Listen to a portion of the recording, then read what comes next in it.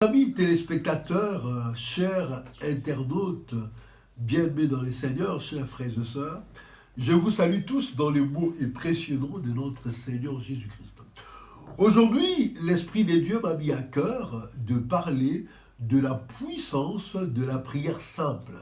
Pour cela, nous allons lire la parole de Dieu dans 1 Chroniques chapitre 4, le verset 10, qui stipule ce qui suit.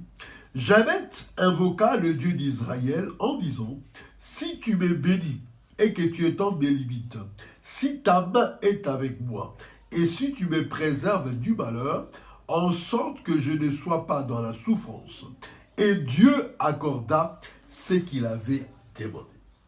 Chers frères et sœurs, le message d'aujourd'hui voudrait nous encourager à faire de temps en temps des prières simples à Dieu.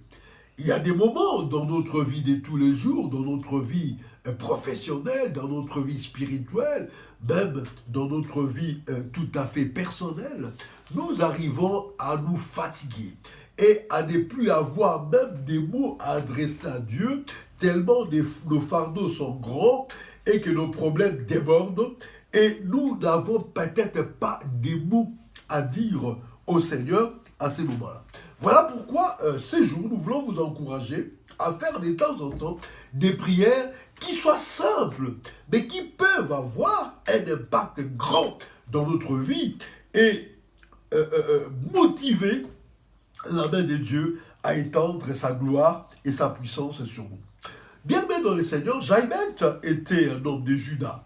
Sa mère l'appela ainsi parce qu'il avait enfanté avec beaucoup de douleur. C'est pourquoi il lui avait donné les mots de Japheth. Vous savez, il nous arrive des fois d'avoir tellement de douleur dans notre vie que nous n'avons pas des mots à adresser au Seigneur. C'est pendant ces moments-là, chers frères et sœurs, que nous avons besoin des prières simples. Une des prières simples que nous trouvons dans la parole de Dieu, sur laquelle je m'aimerais exhorter ces jours, c'est la prière de Japheth.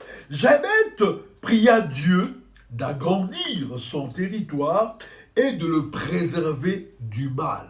Et la Bible dit que Dieu l'exauça. Japheth pria Dieu d'étendre ses limites. Vous savez, la limite est en quelque sorte une ligne au-delà de laquelle nous ne pouvons pas aller, au-delà de laquelle nous ne pouvons pas, au-delà de laquelle nous ne pouvons pas continuer. Une ligne